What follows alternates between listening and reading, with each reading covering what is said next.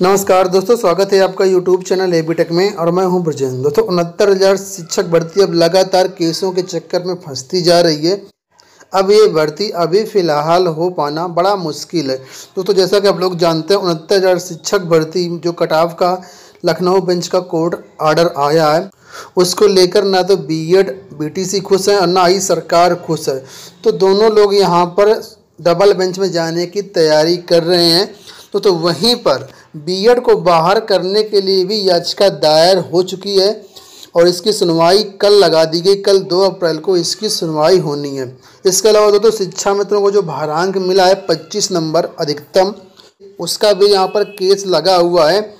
तो ये दोनों केस बहुत ही महत्वपूर्ण है 69,000 शिक्षक भर्ती के लिए, जहाँ बीएड को बाहर करने के लिए रास्ता दिखाया जा रहा है, वहीं शिक्षा मित्रों का भारांक कम करने के लिए भी केस लगा है। दोनों केस डिटेल से देख लेते हैं यहाँ पर। तो जो सबसे पहला केस लगा है वो हम बात करने वाले हैं, जो कल केस लगा हुआ है।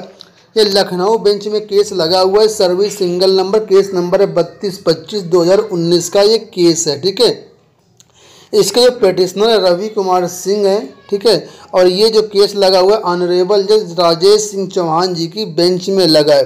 दोस्तों आपको ये बता दें कि 69,000 शिक्षक भर्ती में बीएड को जो अंदर किया है वो यही जज है माननीय राजेश सिंह चौहान जी। इन्होंने ही बीएड को अंदर किया था। दोस्तों आपको पता होगा एनसीटीई का जो नोटिफिकेशन आया था तो उसमें साफ लिखा था कि यहाँ पर एनसीटीई ने बीएड को अंदर कर लिया भर्ती प्राइमरी में। ठीक है, लेकिन दोस्तों सीटेट ने मौका नहीं दिया था, इसलिए यही जज साहब हैं राजेश सिंह चौहान जी, इन्होंने ही बीएड को अंदर किया था सीटेट में, और उसके बाद यूपी टेट में अंदर हुआ बीएड, और उसके बाद शिक्षक भर्ती में भी अंदर हुआ। अब दोस्तों यही जज हैं जो कल केस की सुनवाई कर रहे हैं बीएड को बाहर करने के लिए। तो ये केस 1 महीने पहले यहाँ पे सुनवाई हुई थी और सरकार ने 1 महीने का समय मांगा था। तो दोस्तों 1 महीने का समय पूरा हो गया है। अब कल 2 अप्रैल को इस केस की सुनवाई है। अब देखते हैं यहाँ इस केस में क्या होता है, बीएड को बाहर किया जाता है या नहीं किया जाता। जैसा भी अपडेट होगा कल आपको वीडियोस में मिल जाएगा। तो लगातार अपडेट्स पाने के लिए चैनल को सब्सक्राइब करना मत भूलिएगा, ताकि आपको तुरंत उसकी अपडेट मिल पाए। ठीक है, वहीं पर दोस्तों जो दूसरा केस लगा है वो शिक्षा मित्रों के खिलाफ लगा है। बीटीसी कैंडिडेट ने यहाँ पे दायर किया है। ये केस आप देख सकते हैं इलाहाबाद बेंच में लगा हुआ है। यहाँ पे केस नंबर भी देख सकते हैं 27,665 केस नंबर है, 2018 का केस है। रेट 1 के अंतर्गत ये लिस्टेड है। ठीक है, इसके जो पिटिशनर है वो शैलेंद्र कुमार पांडे एंड अनादर है। ठीक है, और ये जो केस लगा हुआ है कोर्ट नंबर 29 में लगा हुआ है। इसके जज साहब हैं पंकज मित्तल जे एंड रोहित रंजन अग्रवाल, यानी डबल बेंच में यहाँ पे केस लगा हुआ है। ठीक है, किस लिए केस लगा हुआ तो यहाँ पे आप देख सकते हैं कट ऑफ को लेकर के केस लगा है।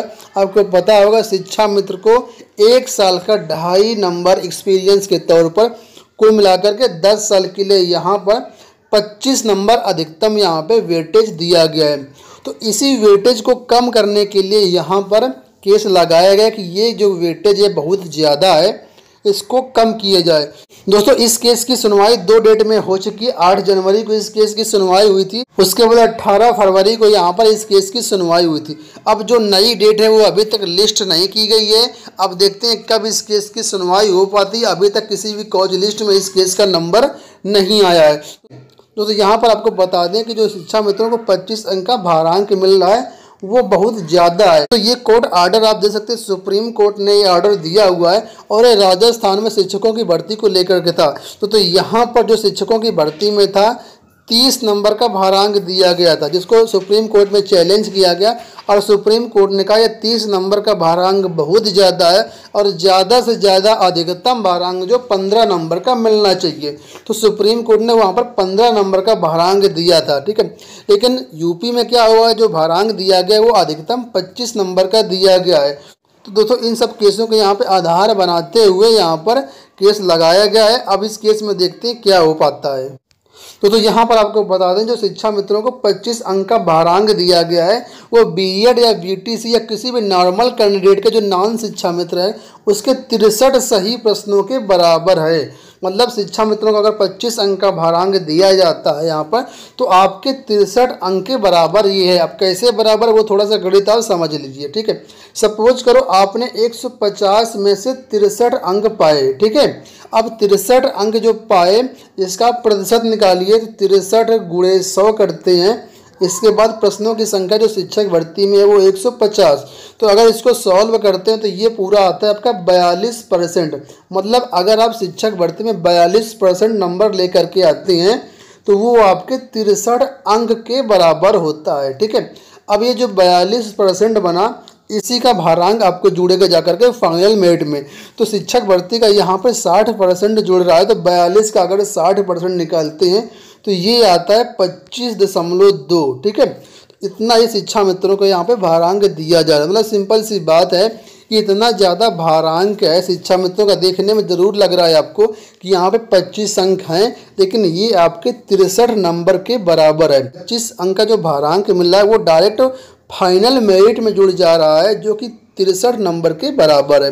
तो दोस्तों इस तरीके से यहाँ पे देखा जाए तो भारांक बहुत ज़्यादा है। और अगर 40-45 पे भर्ती होती है तो यहाँ पे 100% है कि 70% यहाँ पे शिक्षा मित्रों का चयन हो जाएगा, सिर्फ अगर वो 40 नंबर के ले करके आते हैं यहाँ पर। क्योंकि अगर शिक्षा मित्र सिर्फ 40 नंबर लेके आते हैं और यहाँ पे 25 अंक का जो भारांक मिला उसको जोड़ दिया जाए तो आपके 103 अंक के बराबर होता है। अगर मतलब आपने यहाँ पर 103 अंक भी पाए हैं तब भी शिक्षा मित्र के 40 अंक के बराबर है।